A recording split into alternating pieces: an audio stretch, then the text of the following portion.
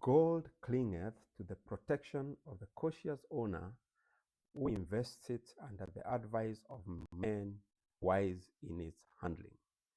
You will, of course, remember from the last session that that is the third law of gold. Hello, this is Palmer the coach, and welcome to the Coaching Minute.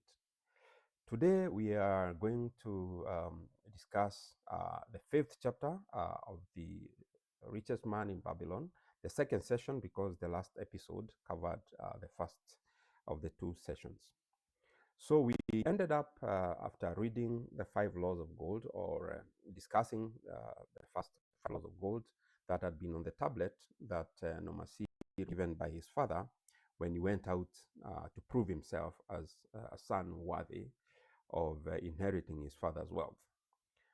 So what happened then after he had come and read these 5 laws of gold and he had been completely out of cash?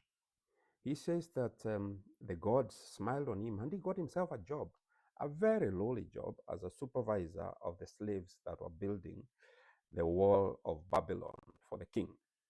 And he started being paid a little money.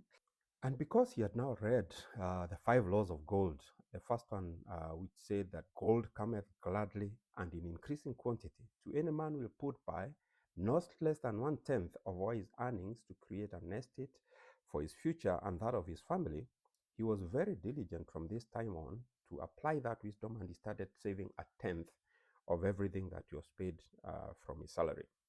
He continued this for several months, and his employer was able to notice that this young man was actually growing his savings.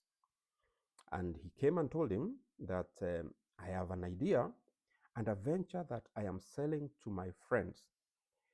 We realized that by the time we finish building this wall for the king, he will need to build the gates for this wall. And there isn't enough metal, enough iron within this city, enough for the work of forging those gates. So we want to enter into a partnership with my friends where we want to go and bring in so much metal that when it comes to the time of the king to build the gates for these walls, you will have to look up to us to supply the metal for that work. And he told them that the fact is that even if we do not get this business from the king, iron does not rot, does not rust. We will be selling it slowly to the normal builders and people who do work here, and we can never make a loss from this venture. And that sounded like good advice to Nomasir. Remember the law of gold that talks about investing and the advice of men who are wise in the handling of gold. He trusted this man because he was a successful businessman, and he got into that business with them. He put in his savings into that venture, and sure enough, when they have bought all this metal and iron that was required, when the king went to build the walls, they were able to sell all their stock at a good profit, and therefore his wealth started growing. Over that time also, he was able to meet more of these employers' friends, make good networks, and be involved in many of their ventures that followed because they had come to trust each other. And it is from that that he was then able to keep on investing his savings, investing the earnings from the profits of those businesses. And sure enough, in no time, he was growing wealthy. He returned the pot of gold or the sack of gold that his father had given him.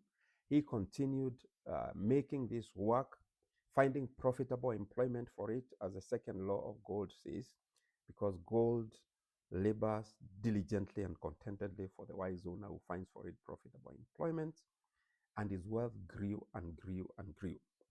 And that is why on this night when he came to give account to his father, he returned not only a sack of gold, which his father had given him, but he also got his servants to bring 2 more sacks of gold, gold of Nineveh, not of Babylon, and the 5 laws of gold which he had received from his father.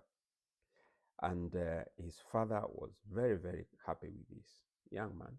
And he said, I can now pack and be received by my friends who went before me to the gods.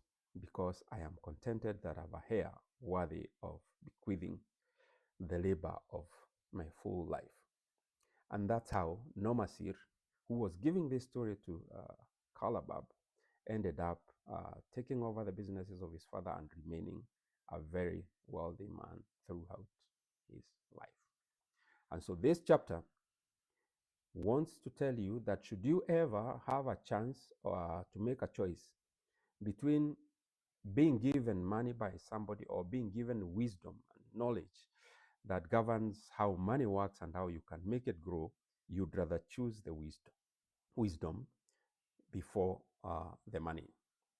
And therefore, the chapter ends with a recap and a bigger explanation of each of those laws. The first three, we've been talking about them throughout the earlier episodes about the habit of putting aside 1/10. We, in one of the chapters, as we talked about the 7 cures of a lean past, talked about the need to learn how to make your gold multiply and the need to get good advice. The last two laws of gold, which I would like that everyone pays great attention, is that should you ever be tempted to invest your savings in businesses that you yourself don't understand, and those, if we speak to those who are wise in the handling of money, they do not recommend, be careful. Your money will start slipping away slowly, but very, very surely. And you will not build the wealth you require. So buzzwords come, new investments, Bitcoin and Ether coin, whatever other names. And the allure is that you will make a lot of money and they are very novel, but you don't understand these things. While probably you understand your local stock exchange, you understand treasury bonds and bills, you understand circles that pay good dividends on share capital or interest on member deposits, and you're leaving those while they are even doing better than inflation and going for the buzzwords. The gold will surely slip away. Worse still is a case in the fifth law where gold literally grows wings and flies away. Gold flees.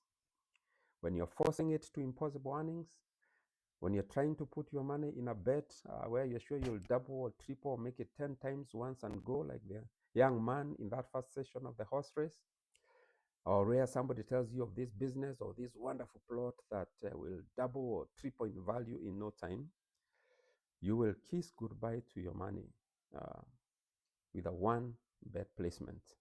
So avoid those like the plague.